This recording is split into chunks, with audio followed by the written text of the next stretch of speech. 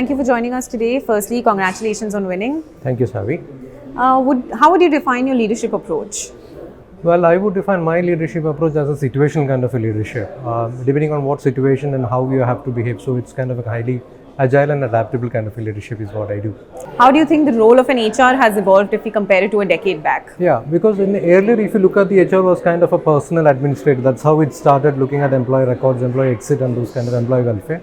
Then slowly it evolved into kind of a learning and development. But now it has completely evolved into a kind of a strategic partner to the business, where we advise the CEOs or the MDs of the organization, so that it has completely shifted. There's a complete paradigm shift from that side to this side. So it's as good as like earning a member a seat in the board of directors as well. Right.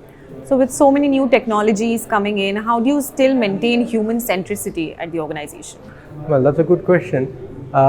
Because what I would see is the technology actually aids the HR to do much more better in getting connected with the people and doing the development. For example, what we do is that we are diverse across the globe, and we have created an onboarding, gamified onboarding thing, which actually makes it more interesting for the employees who are across the world to come together and learn about the organization in a more fun way.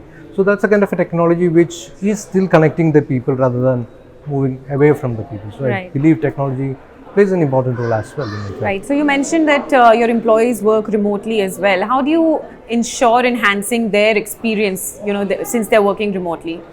Yeah, so what we do is that, of course, there is a lot of challenges in getting everybody physically into one place.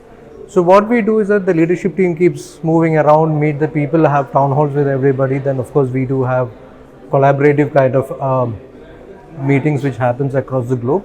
So that's how we get connected in this virtual kind of a world. So, Lovely. Any last piece of advice for the freshers? for the freshers, what I would advise is to get your hands dirty, get into the things rather than sitting in a chair and do the things. Things will not work in that way.